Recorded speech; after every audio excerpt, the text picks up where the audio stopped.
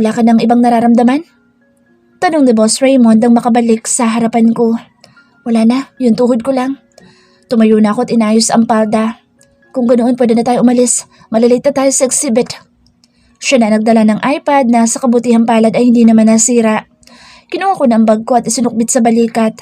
Sabay na kami ngayong lumabas ng office at sumakay ng elevator. Tahimik lang kami sa loob ng elevator pero ang isip ko ay parang siramplakang paulit-ulit na lumilitaw ang imahe niya kanina na alalang-alala sa akin. Daig pa niya si tatay at si Kuya Joel ko asikasuhin niya ako. Parang kinikilig tuloy ako.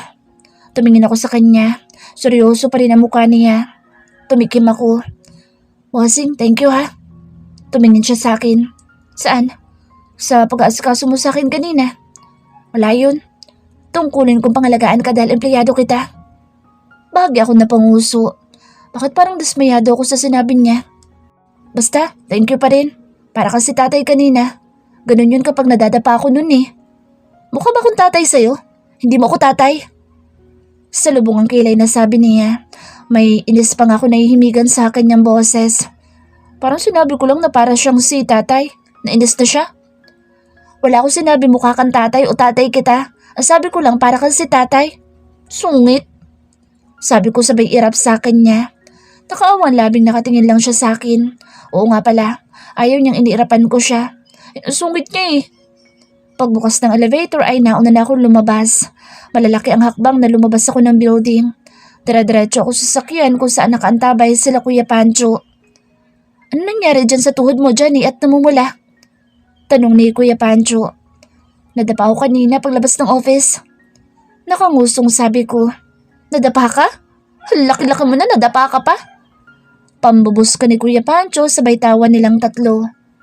Sinamaan ko naman sila ng tingin pero hindi sila tumigil sa kakatawa. Mga bully din talaga minsan eh. Tumigil lang sila sa kakatawa nang makalapit na si Boss Raymond at binigyan sila ng masamang tingin. Napakamot na lang sila sa ulo. Binilatan ko naman sila at umikot sa passenger seat ng sasakyan ni Boss Raymond. Oh, dahan-dahan sa pag-akyat. Yung tuhod mo baka masagi. Paalaala ni Boss Raymond na sumampa na sa driver's seat. Alam ko po. Kaya maingat akong umakyat sa sasakyan niya. Sinarado ko ang pinto at ikinabit na ang seatbelt. Kulang-kulang 1 oras ang biyahe namin at nakalabas na kami sa bayan ng San Isidro. Sa katabing bayan kami pumunta. Pumasok ang sasakyan namin sa parking lot ng isang convention center na may malaking tarpaulin sa harap na may picture ng isang panabong na manok. Marami ding mga sasakyan ang nasa parking. Mukhang maraming tao sa loob. Kinausap muna saglit ni Boss Raymond sila Kuya Pancho at pinaiwanan sa labas. Pumasok naman kaming dalawa sa loob. Pinati kami ng isang staff na nasa entrance. Isa siya sa mga organizer ayon na rin sa nakalagay sa ID niya. May ibinigay si Boss Raymond na envelope sa staff at tinayaan na kami nitong pumasok sa loob. Halos puro may kinalaman sa manok ang mga nakikita ko sa loob. Mula sa mga banner, tarpaulin, poster, standee at kung ano-ano pa. Siyempre, meron din mga manok na siyang bida sa exhibit. Mga nakakulong naman sila at tila nagpapayabangan sa pagtilaok. Matitikas sa mga tindik at malulusog. Makikintab din ng mga balahibo. Halatang alagang-alaga. Raymond, Monte Carlo. May lumapit sa aming 2 lalaki. Isang may edad na malawak ang ngiti sa labi at isang mas bata na sa tingin ko ay hindi nalalayong edad sa akin. Sir Dionisio. Bati ni Boss Raymond sa may edad na lalaki at nagdaupang palad sila. Mukha siyang may sinasabi sa buhay. Sabi ko na nga ba at magkikita tayo dito? Alam ko hindi mo palalampasin ang exhibit na ito. Sabi ni Sir Dionisio. Ngumisi naman si Boss Raymond. Ganun din sa inyo, Sir Dionisio. Inaasahan ko makikita kayo dito. Siyempre, sino ba naman ang magkikita-kita dito sa exhibit kundi tayo lang na mga sabongero? Natatawang sabi ni Sir Dionisio na tumingin sa akin. Kiming ngumiti naman ako. Sino tong kasama mo? Bagong sekretary mo o girlfriend mo? Nanunuksong tanong ni Sir Dionisio. Muntik na ako mabulunan sa sarili kong laway dahil sa huling tanong ni Sir Dionisio. Sekretary ko ho. Tumingin sa akin si Boss Raymond at sinanyasan ako na magpakilala. Tumikim ako, sabay lahat ng palad ko. Jenny Aguilar po. Sir, ikinagagala ko po kayo makilala. Ngiti-ngiti na tinanggap naman ni Sir Dionisio ang kamay ko. Dionisio iha, Kinatutuwa ko makilala ka rin. Gaya ng boss mo, sabong din ang isa sa negosyo ko. Ngumiti lang ako tumungo kay Sir Dionisio, pero mas batang lalaking kasama niya ay titig na titig naman sa akin. Bahagya naman ako na ilang. Siya nga pala, ito naman ang anak ko si Dylan. Nahihilig na rin siya sa sabong kaya isinama ko na rin dito. Pagpapakilala ni Sir Dionisio sa kasama niyang lalaki na inilahad din ng kamay sa akin. Nice to meet you, Miss Jenny. Gaya ng ama niya ngiti-ngiti din si Dylan. Mukha naman siyang mabait at may itsura. Pang boy next door ang dating niya. Naiilang man ay tinanggap ko ang kamay niya. Nice to meet you too, Sir Dylan. Formal na sabi ko at kiming ngumiti. Akmang babawiin ko na ang kamay ko pero parang ayaw pa niya itong bitawan. Tumikim si Boss Raymond na naging seryoso ang muka. Doon lang binitawan ni Dylan ang kamay ko at bumaling kay Bossing. Nice to meet you din po, Sir Raymond. Marami pong naikwento sa akin si Daddy tungkol sa inyo. Idol ko nga po kayo eh. Magiliw na sabi ni Dylan kay Boss Raymond sabay lahad ng kamay. Tumango lang si Boss Raymond at tinanggap ang kamay ni Dylan. Parang biglang nag-iba ang mood niya. Nag-usap pa sila ni Sir Dionisio tungkol sa mga manok at sa exhibit, habang si Dylan naman ay nakikinig pero patingin-tingin at pangitingiti sa akin. Mukha siyang pilyo. Hindi ko na lang siya pinapansin at inabala na lang ang sarili sa iPad. Maya-maya pa'y nag-excuse na si Boss Raymond sa mag-ama. Jenny, halika na. Yes, bossing. Ini-off ko ang iPad at sumunod kay Boss Raymond. Bye, Miss Jenny. Paalam naman sa akin ni Dylan. Nilangon ko lang siya at tinanguan, pero nagulat ako na may humawak sa siko ko. Si Boss Raymond lang pala na halos hindi na maipinta ang muka. Kung saan-saan ka tumitingin. Mami, madapa ka na naman. Sita niya sa akin. Napanguso na lang ako dahil mukhang hindi maganda ang mood niya. Kanina naman okay siya. Ano kaya nangyari? Nahipad siguro na masamang hangin? Marami pa mga bisita sa exhibit ang bumati kay Boss Raymond. Halatang mga mayayaman at mapera. May ilang mga politiko pa nga. Inutusan naman ako ni Boss Raymond na kunan ng mga pictures ang mga manok na nandoon. Kaya kung todo kuha ako ng magagandang anggulo. Bossing, okay na bang ganitong kuha? Tanong ko kay Boss Raymond na may kinukutingting sa cellphone na hawak. Ipinakita ko sa kanya ang mga kuha ko sa iPad. Tinignan naman niya ang mga iyon isa-isa at tumangutango. Magaganda ang mga kuha mo. Siyempre ako pa. Pagmamayabang ko, nginisian naman niya ako at inutusong kumuha pa ng maraming pictures at videohan ang ibang kaganapan sa exhibit. Natuwa pa ako sa isang manok na pinaghalong dilaw at pula ang mga balahibo.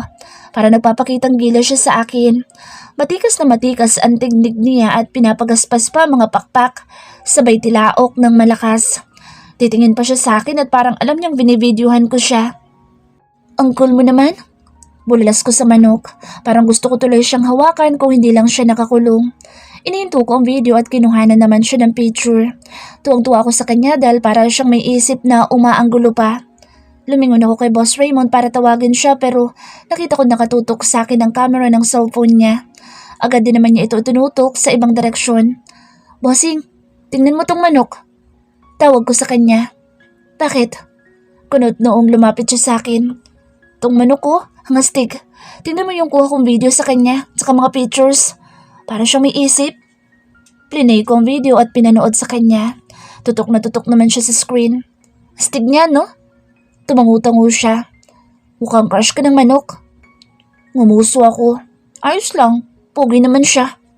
Nginisian lang niya ako at umiling-iling. Nagtagal pa kami ng halos 3 oras sa exhibit. Nag-speech pa kasi ang presidente ng isang samahan ng mga sabongero na kinabibilangan din ni Boss Raymond. Pati siya ay nag-speech din at binidyohan ko iyon at kinuhanan pa ng mga picture. Natuwa naman ako sa pagkuha ng pictures sa kanya. In fairness, photogenic siya sa lahat ng pictures na kuha ko. Kahit naka-side view siya sa picture, perfect pa din. Napansin ko nga maraming nakatutok ng mga camera sa kanya. Papasa siyang modelo. Alakas talaga ng appeal ni Bossing. Maswerteng nila lang. Magtatanghalian na nang matapos ang exhibit. Kinausap pa ni Boss Raymond ang head ng organizer bago kami lumabas ng convention. Nasa gitna kami ng biyahe na may tumawag kay Boss Raymond. Sige lo, dyan na kami manananghalian. Lumingon ako kay Boss Raymond mula sa pag-upload ng mga pictures sa official page ng kumpanya. Sumulyap naman siya sa akin. Sa mansyon na tayo manananghalian. Anya. Okay. Sabi ko at tinuon na ang pansin sa iPad. Nakakaramdam na rin ako ng gutom pero kaya ko pa naman tiisin. Malapit naman na kaming kumain. Sa loob-loob ko ay nasasabik na akong muling tumuntong sa mansyon. Gandang-ganda kasi ako sa mansyon at naku-curious ako sa itsura nito sa loob. Tama-tama ang dating nyo. Halina kayo sa komedor para mananghalian na. Nandoon na rin si Don Matty. Nakangiting salubong sa amin ng isang may edad na babae pero tumuon ang mata niya sa akin at tiningnan ako mula ulo hanggang paa. Kiming ngumiti naman ako at bahagya pang yumukod. Sino siya, iho? Tanong na may edad na babae kay Boss Raymond. Siya si Jenny, Manang. Siya muna ang sekretary ko habang naka-leave si Maricel. Jenny, siya si Manang Fe, ang mayordoma dito sa mansyon. Pagpapakilala ni Boss Raymond sa amin dalawa ng may edad na babae. Hello po, Manang Fe. Kumusta po? Bati ko kay Manang. Ngumiti siya. Mukha naman siyang mabait. Ayos lang, iha. Ang ganda-ganda mo. Akala ko girlfriend ka ni Raymond eh. Namilog ang mata ko. Po? Hindi po ah. Ang tanda-tanda na po ni Bossing para maging boyfriend ko. Bulalas ko. Napaawang ang labi ni Manang Fe at nila Kuya Pancho na parang may mali sa sinabi ko.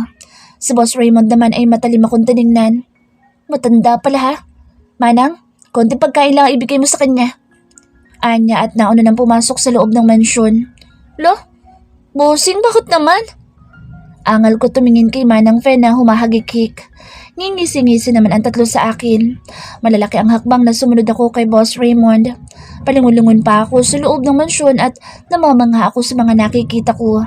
Tama nga ako, ang ganda-ganda dito sa loob. Ganitong-ganito ang mga nakikita ko sa social media. Halatang mamahalin ng mga gamit na nakikita ko sa loob. Muntik pa ako mapamura ng kamuntikan na rin akong bumangga sa isang pabilog na posteng marmol. Tiningnan ko sa Boss Raymond na lumiko. Hinabol ko siya. Bossing! Tawag ko sa kanya pero hindi niya ako nililingon. Mukhang bad trip siya sa akin dahil sa sinabi kong ang tanda-tanda na niya. Kasi naman, yung bibig ko minsan ang hirap pigilin. Uy, Bossing! Wala pa rin siyang pansin. Bossing, sorry na. Char lang yung sinabi ko. Sinamaan niya ako ng tingin. Huwag mo akong ma-char-char dyan, Jenny. Halatang masama pa rin ang loob niya. Mutik naman ako matawa sa sinabi niya. Hindi bagay sa kanya ang ganoong salita. Umuso ako. Sorry na nga, di ko naman sinasadya na sabihan kayong matanda. Kahit totoo naman yun. Kinagat ko ang labi sa huling sinabi at napapikit. Parang gusto ko sabunutan ang sarili. Lalo namang sumama ang tingin niya sa akin. Bossing, sorry na. Malambing na sabi ko at pinapungay pa ang mga mata sabay haba ng uso. Saglit siyang nakatitig lang sa akin. Nagpakyut naman ako ng todo baka sakaling malusaw ang inis niya sa akin. Tumaas ang sulok ng labi niya at umiling-iling. Sambit lang niya at muling tumalikod at naglakad. Sumimangot naman ako. Waipek. Sumunod na lang ako sa kanya at nangulit. Bossing! Tigilan mo ako dyan eh. Naiinis ako sa'yo. Ngumuso ako. Napakamatampuhin naman niya. Ang hirap niyan lambingin. Bossing naman eh. Taga-away ba kayong dalawa? Natigilan ako na may ibang nagsalita. Si Don Mateo pala na nakaupo sa dulo ng mahabang mesa doon. Doon ko lang napagtanto na nasa komedor na pala itong napasukan namin. May mga pagkain na nakahain sa mahabang mesa. Good afternoon, Lo. Bati ni Boss Raymond sa Don. Lumapit siya dito at nagmano. Tumingin naman sa akin ang Don. Nahihiyang ngumiti naman ako. Magandang tanghali po, Don Mateo. Bati ko sa Don. Magandang tanghali din, Iha. It's good to see you again. Ikaw yata ang kasama ngayon ni Raymond. Ngiti-ngiti na sabi ni Don Mateo. Nag-leave kasi si Maricelo. Dahil malapit ng mga anak, kaya siya na muna secretary ko ngayon. Sabi ni Boss Raymond at umupo na sa kanang bahagi ng Don. Ni hindi man lang niya ako inayang umupo. Ganoon ba?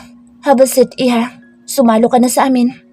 Magiliw na aya sa akin ng Don at tinuro ang upuan sa kaliwang bahagi niya. Mabuti pa ang Don. Lumapit naman ako at umupo sa kaliwang bahagi ni Don Mateo. Thank you po, Don Mateo. Kiming ngumiti ako sa Don. Just call me Don Matty, Iha. Ano nga ulit ang pangalan mo, Iha? Jenny po. Jenny Aguilar.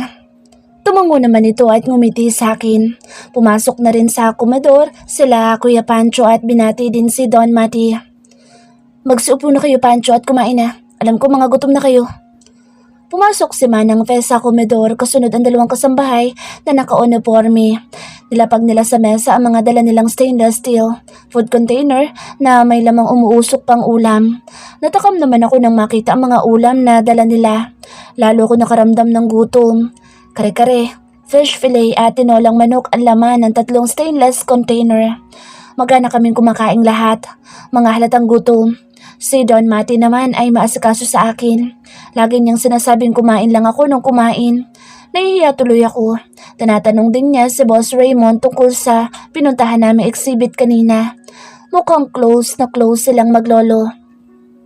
Siya nga pala, ano bang pinagtatalunan yung dalawa kanina ni Johnny? Tanong ni Don Mati kay Boss Raymond. Nang nag-angat naman ako ng tingin kay Bossing habang umunguya, ay pati sila Kuya Pancho ay kay Bossing na rin tumingin. Nilunok muna ni Boss Raymond ang pagkain bago bumaling kay Don Mati. Wala ho yun lo. May pagkasa makulit lang ho itong sekretary ko. Isip ata. Napanguso ko sa sinabi ni Boss Raymond. Tumingin naman sa akin si Don Mati. Nagtatanong ang mata niya kung anong ginawa ko. Kinabahan tuloy ako dahil baka maglaho ang kabaitan sa akin ng Don. Nainis po sa akin si Bossing dahil sinabihan ko po siya na matanda. Di ko naman po sinasadya yun, Don Mati. Nadulas lang po yung dila ko. Nagsusorry po ako pero ayaw niyo pong tanggapin ang sorry ko. Paliwanag ko. Pero malakas na halakak ang isinagot ng Don. Sumimangot naman si Boss Raymond at sinamaan ako ng tingin. Napakagatlabi naman ako. Patay, mukhang lalo siyang nainis sa akin. Ano bang ikinainis mo kay Jenny Raymond? Totoo namang matanda ka na. Pambubus ka pa nandun. Lalo lang sumimangot sa Bossing na sunod-sunod ang subo ng pagkain. Naiiling na natatawa na lang ang Don. I really like you, Iha. Mukhang magkakasundo tayo. Sabi ni Don Mati na kakaiba ang kaslap ng mata. Nangingiwing, nangingiti naman ako. Pagkatapos namin kumain ay bumalik na kami sa opisina para tapusin ang nakabinbin ng mga trabaho doon. Napapalatak na inaayos ko ang mga laman ng pinakailalim ng drawer. Puro envelope na malalaki ang laman nito at puro alikabok na. Mukhang matagal na rin hindi nabubuksan ito kaya walang linis-linis. Ni hindi man lang nakuwang ipalinis ni Boss Raymond. Kaloka naman, ayoko pa naman sa lahat ay yung madumi at malikabok. May pinakuha lang sa akin dito si Bossing kanina tapos ay nabanggit ko sa kanya na malikabok nga itong drawer. Sabi niya ipalilinis na lang daw niya sa utility mamaya. Hindi ko na kayang tiisin kaya ako na naglinis. Saka dagdag trabaho lang ito sa mga utility worker. Kawawa naman sila. Ang dami na nga nilang ginagawa. Napahatching ako nang ipagpag ko ang mga envelope at sumaboy sa ere ang alikabok. Sabi ko naman sa'yo, ipalilinis ko na lang yan sa utility. Di mo na kailangan gawin yan. Sabi na Boss Raymond na abala sa harap ng laptop niya. Ako naman ay tapos na sa ipinapagawa niya kaya ayos lang na maglinis ako. Kaya ko na to, Bossing. Sabi ko sabay hatching. Ikaw ang bahala. Ang tigas ng ulo mo. Ngumuso na lang ako at pinagpatuloy na lang ang ginagawa. Ang pinakahuling dinampot ko ay ang makapal at luma ng envelope na medyo punit-punit na. Inilapag ko ito sa sahig at pinagpagan pero may lumabas mula sa envelope na isang insekto na pinaka-hate ko sa lahat. Ipis! Nagtitiling sabi ko sabay tayo at bato ng basahan sa ipis pero hindi ito tinamaan. At ang walang hiyang ipis ay lumipad at dumapo sa damit ko. Lalo akong nataranta at nagtitili. Ano bang nangyayari, Jenny? Kunot noong tanong ni Boss Raymond na lumapit sa pwesto ko. Ipis! Ipis, Bossing! May ipis! Tumitiling tumakbo ako palapit sa kanya sabay talon at kunyapit sa batok niya. Shit! Dinig kong mura niya pero hinigpitan ko lang lalo ang kunyapit sa kanya at hindi bumitaw. Para na akong unggoy ngayon na nakakapit sa puno ng saging. Shit, Jenny! Bumitaw ka nga! Ayo, Bossing! May ipis! Umiiling na sabi ko, tinigpitan din ang yakap ng mga binti sa bemong niya nang maramdamang binabaklas niya ang mga ito. Hindi ako bibitaw sa kanya ano man ang mangyari. Ayoko sa ipis. Takot ako sa ipis. Di bali na kung palaka, gagamba o daga. Yan, kayang-kaya kong harapin ang mga iyan. Huwag lang ipis. Nakakatakot ang itsura nila lalo na yung dalawang mahahabang antena nila at mga galamay. Kinikilabutan talaga ako. Naramdaman kong gumalaw siya at parang may hinahampas. Wala nang ipis. Sabi niya. Lumingali nga naman ako. Nasa na? Nawala na? Pinatay ko na. Anya, tinuro ang lapag. Tiningnan ko naman iyon at nakita ko ang ipis na hindi na gumagalaw. Bumaba ka na. Ayoko. Baka buhay pa yan, bossing. Natatakot na sabi ko tumingin sa kanya. Halos gadangkal na lang ang layo ng mukha namin. Napansin kong namumula ang mukha niya at pinagpapawisan siya. Panay din ang lunok niya. Takot din ba siya sa ipis? Bossing, ayos ka lang? Takot ka din sa ipis? Pumikit siya ng mariin at nagmura. Hindi ako takot sa ipis pero bumaba ka na. Mariing sabi niya. Hindi kaya nabibigatan siya sa akin? Nahiya naman ako't bumaba na sa pagkakakunyapit sa kanya pero kumapit pa rin ako sa braso niya habang nakatingin sa ipis na hindi na gumagalaw. Sinipa-sipa ko pa ito pero hindi na talaga gumagalaw. Patay na nga yan. Sabi ni Boss Raymond at lumayo sa akin. Tinungo niya ang pinto. Bossing, saan ka pupunta? Tanong ko. Magsa-CR. May CR naman dito ah. Shit, oo nga pala. Sabi niya at bumalik at tinungo na ang CR na katabi lang ng sink. Pabalibag pa niyang isinarado ang pinto. Anyari kay bossing? Natatae? Binalikan ko na lang ng pansin ang ipis. Kinuha ko ang tambo at hinampas ito na isang beses. Patay na nga ito. Kinuha ko ang dustpan at dinakot ito at tinapon sa trash bin. Binalikan ko na rin ang naiwan kong linisin. Pero natapos ko ng linisan ang drawer ay hindi pa rin lumalabas si Boss Raymond sa banyo. Napakatagal naman niya yata. Bumalik na lang ako sa desk ko at nagkutingting na lang doon. Maya-maya pa'y lumabas na si Boss Raymond pero pawisan siya. Bossing, ayos ka lang? Tanong ko. Tumingin siya sa akin. Ilang sandali siyang nakatingin lang at pumalatak. I'm okay. Masungit na sabi niya at bumalik na sa desk niya. Napaingos naman ako. Nagsusungit na naman siya. Baka nga masamang pakiramdam. Kuya, dito ka muna. Bibili lang ako ng sampagita. Paalam ko kay Kuya Joel at iniwan siya saglit sa malaking gate ng simbahan. Nag-excuse ako sa mga taong nakakasalubong ko. Maraming tao sa simbahan. May papasok at meron din papalabas. Araw ng linggo ngayon kaya nagsimba kami ni Kuya Joel. Kasama dapat namin si tatay kaya lang ay masama ang pakiramdam. Inuubo kasi siya at medyo nilalagnat. Naulanan kasi siya kahapon sa palaisdaan. Nakainom naman na siya ng gamot at mamaya dadaan kami sa butika ni Kuya Joel para bumili pa ng karagdagang gamot. Dahil secretary ang trabaho ko ngayon kaya may day off ako ng linggo. Kapag Sabado naman ay half day ako. Kaya nagkakaroon ako ng oras sa bahay. Nakakapaglinis ako, nakakapaglaba at nakakapagluto. Namimiss ko rin kasi gumawa ng mga gawaing bahay.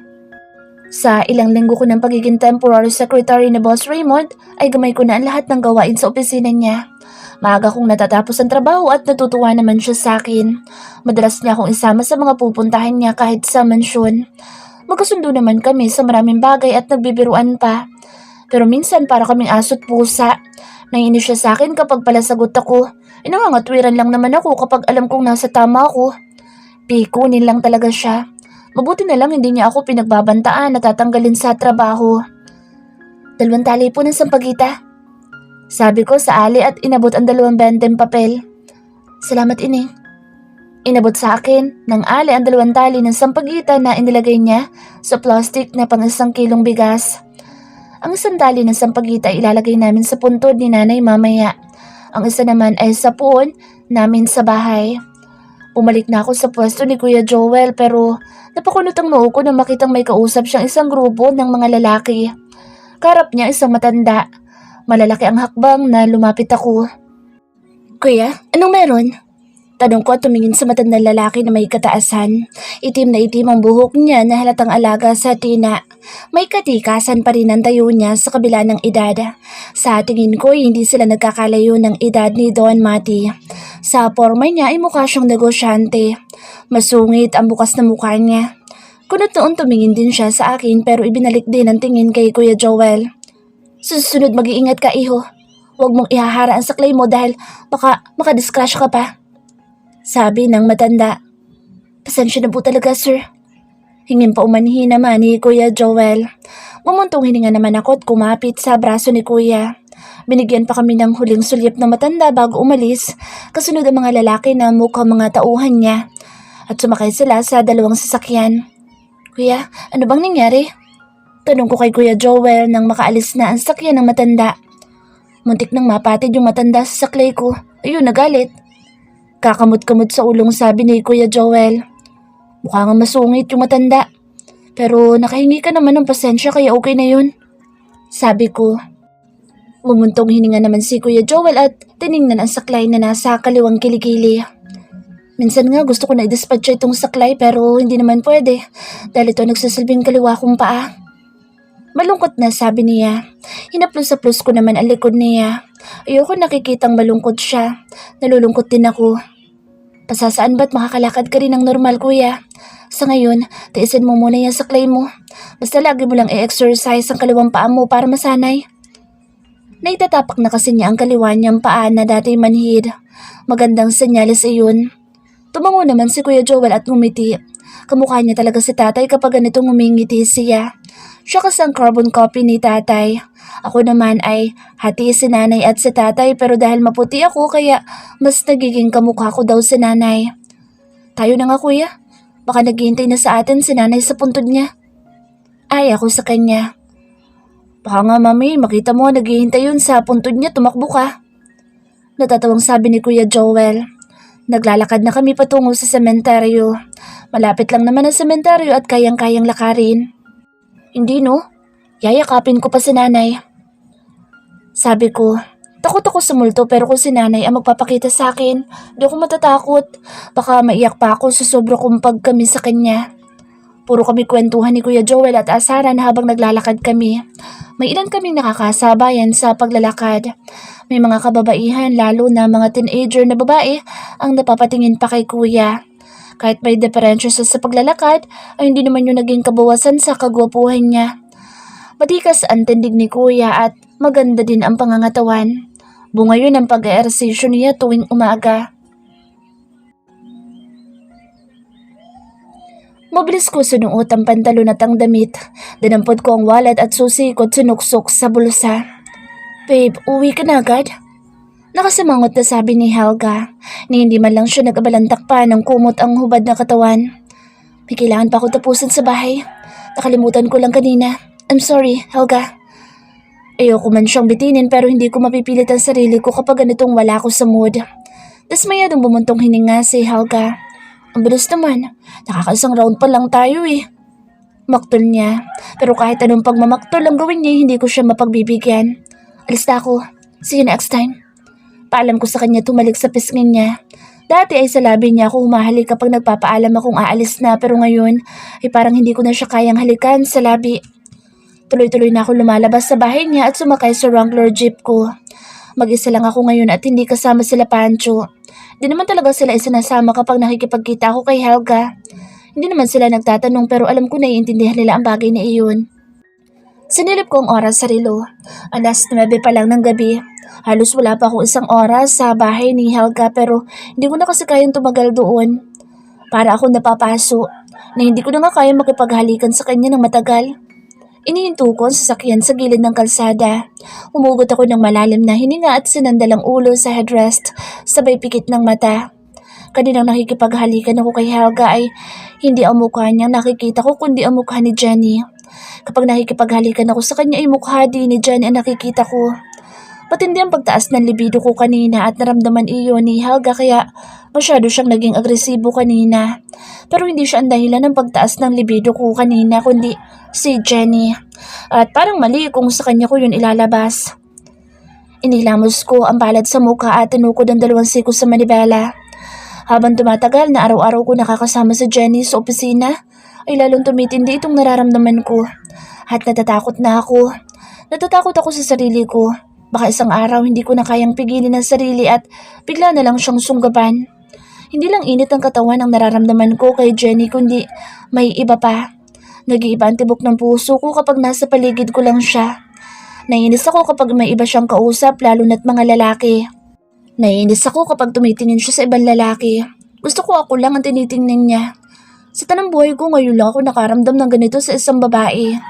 Para akong masisiraan ng bait. Lang niya, in love na yata ako sa malditang secretary ko na iyon. Pero anong gagawin ko? Liligawan ko siya? Baka mapahiya lang ako. Malaki ang agwat ng edad namin. Matanda nga ang tingin niya sa akin. Saka ano na lang ang sasabihin ni Mang Ilyas? Baka ano pa isipin niya? Yan nga talaga, masakit sa ulo at masakit sa puso ng babaeng yun. Muli kong binuhay ang makina ng sakyan at ibinalik na sa gitna ng kalsada. Kinabukasan, Bossing, may dinala ako para sa inyo. Nagangat ako ng tingin mula sa pinipirmahan kong tseke. May inilapag na disposable container sa desk ko si Jenny. Hinabad ko ang suot na salamin at tinignan iyon. Ano yan? Kuryosong tanong ko at tinabi ang mga papeles at tseke. Kinuha ko ang container at binuksan. Mango Graham yan, Bossing. Ginawa ko kagabi. Nagangat ako ng tingin sa kanya. Matamis ang ngiti niya sa labi. Ang ngiting nagpapakislot sa puso ko. Ginawa mo to para sa akin? Ginawa ko yan para kina tatay at kuya. Siyempre, dinamay ko na rin kayo. Nakangiting sabi niya. Napakamot naman ako sa ulo. Kala ko ginawa niya para sa akin. Para pala sa tatay at kuya niya pero sabi niya dinamay niya na rin ako. Ibig sabihin, naisip din niya ako habang ginagawa ito. Masarap ba to? Pero sa itsura pa lang ng mango graham mukhang masarap na pero hindi ako mahilig sa matamis. Oo naman, bossing. Tikman niyo pa. Teka, kukuha ko ng kutsara. Tumalikod siya tumungo sa sink. Pagbalik niya ay may dala na siyang kutsara at binigay sa akin. Kumutsara ako ng graham at sinubo ito. Tumangutango ako. Gusto ko ang lasa. Hindi masyadong matamis, hindi rin maasim ang mangga. Kumutsara pa ulit ako at sinubo. Masarap nga. Sabi ko sa inyo expert yata ako sa paggawa niyan.